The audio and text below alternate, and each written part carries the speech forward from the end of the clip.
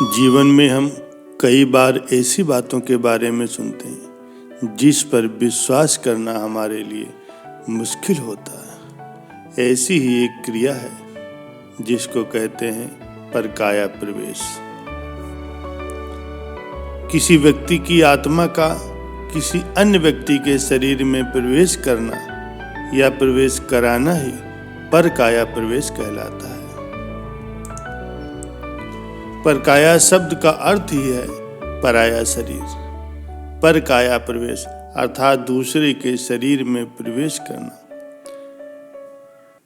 यहाँ पर एक संदेह उत्पन्न होता है कि दूसरे के शरीर में भला किस प्रकार से प्रवेश किया जा सकता है। शरीर चमड़े की झिल्ली से ढका हुआ, मांस मज्जा अस्थि आदि से उसकी दीवारें इस प्रकार से बनी हुई है कि एक सुई भी उसमें प्रवेश नहीं कर सकती। यदि एक छोटी सी आलपीन चुभ हो जाए तो सारी देह पीड़ा से बेचैन हो जाती है और उस जगह से खून निकलने लगता है। ऐसी दशा में भला परकाया प्रवेश कैसे होगा।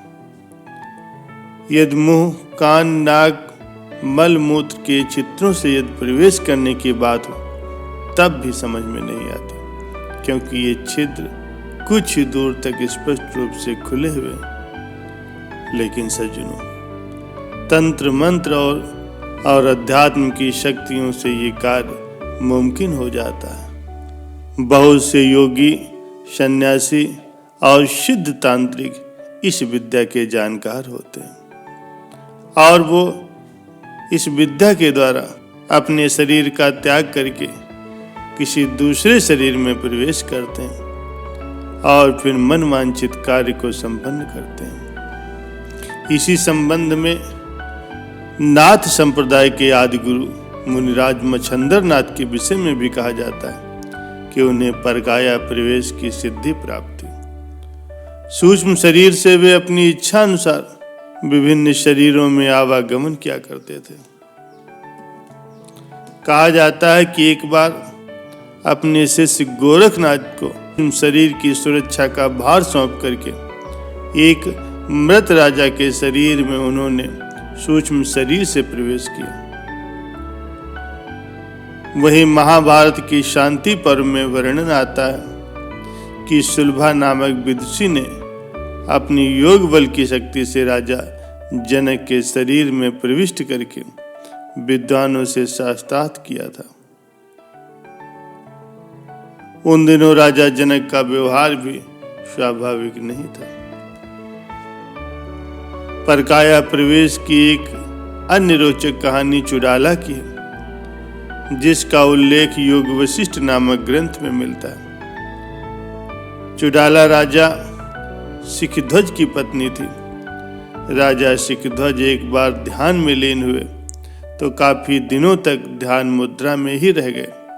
काफी कोशिश करने के बाद भी जब उनकी चेतना वापस नहीं लौटी तो उनकी पत्नी चुड़ाला, जो कि योग विद्या में निपुण थी, उन्होंने अपनी आत्मा को राजा सिखध्वज के शरीर में प्रवेश करवाया और उनकी चेतना को जगा करके वापस अपने शरीर में लौट आई। भगवान राम को उनके गुरु वशिष्ठ जी ने ये घटना बताई थी, जिसका उल्लेख योग वशिष्ठ में मिलता। वही मृत्यु के बाद राजा पद्म को जीवित करने के लिए राजा विदुरथ ने अपनी आत्मा का प्रवेश उनके शरीर में करवाया। ऐसा करने के बाद राजा पद्म जीवित हो गए और फिर राजा विदुरथ की आत्मा ने वापस आकर के अपने शरीर को ग्रहण कर लिया। इस घटना का उल्लेख भी योग वशिष्ठ में मिलता है। प्यारे सज्जनों, माना जाता है कि कई बार शारीरिक अनुभव के लिए भी लोग परकाया प्रवेश करते हैं। पुनर्जन्म की तरह परकाया प्रवेश अर्थात एक भौतिक शरीर से दूसरे भौतिक शरीर में प्रवेश करना पूर्णतया सत्य होता है। परकाया प्रवेश की एक सत्य घटना ब्रिटिश काल में भी हुई थी। फेरेल ब्रिटिश शासन के समय 1937 के आसपास एक सैनिक के अधिकारी के रूप में आए थे। शीघ्र ही उनकी सैनिक टुकड़ी को आसाम बर्मा की सीमा पर तैनात किया गया। उसी दौरान उनके साथ एक अनोखी घटना घटी। अपने इस अनुभव को उन्होंने अपने देश लौट करके एक ब्रिटिश समाचार पत्र में भी छपवाया था। उन्होंने कहा कि 1949 के जून में मेरी सैनिक टुकड़ी आसाम बर्मा सीमा के पास एक ऐसी नदी के किनारे तैनात थी जो बहुत सुनसान इलाका था। उस दिन उन्हें एक वृद्ध सन्यासी दिखाई पड़े जो नदी के बहते हुए पानी से एक लाश जैसी वस्तु को खींचकर बाहर निकालने का प्रयास कर रहे थे।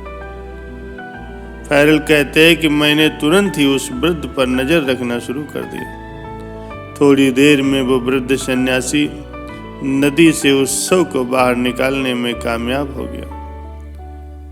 नदी से शव को बाहर निकालने के बाद वो सन्यासी उसे खींचते हुए पास ही वृक्षों के एक झुरमुट के पीछे ले गए। मेरी उत्सुकता उस समय एकाएक आश्चर्य में बदल गई जब हमने वृक्षों के उस झुरमुट के पीछे से एक युवक को बाहर आते हुए देखा। उस युवक ने वही वस्त्र पहने हुए थे जो सन्यासी ने पहन रखे थे। मेरे आदेश पर मेरे सैनिक कुछ ही देर में उस युवक को पकड़ के मेरे पास ले आए। मैंने उस युवक से पूछा, सच सच बताओ तुम कौन हो और उन वृक्षों के पीछे छिप करके क्या कर रहे थे? और वो बूढ़ा सन्यासी कहाँ जो शव को नदी से खींच करके तुम्हारे पास उसी झुरमुट में ले गया था? उस युवक ने उत्तर दिया, महाशय वो बूढ़ा सन्यासी मैं ही हूँ। मेरा वृद्ध शरीर उन्हीं वृक्षों के पीछे एक मिट्टी की खोह में पड़ा हुआ। मैंने अपनी योग की साधना के बल पर अपनी आत्मा को इस युवक के शरीर में बदल लिया है। चूंकि मेरा शरीर बहुत वृद्ध, दुर्बल और रोगी पड़ गया था, मैं उससे कोई भी कार्य करने में सक्षम नहीं रह गया था। इसीलिए मैंने पर काया प्रवेश के जरिए इस युवक के शरीर को अपना लिया है।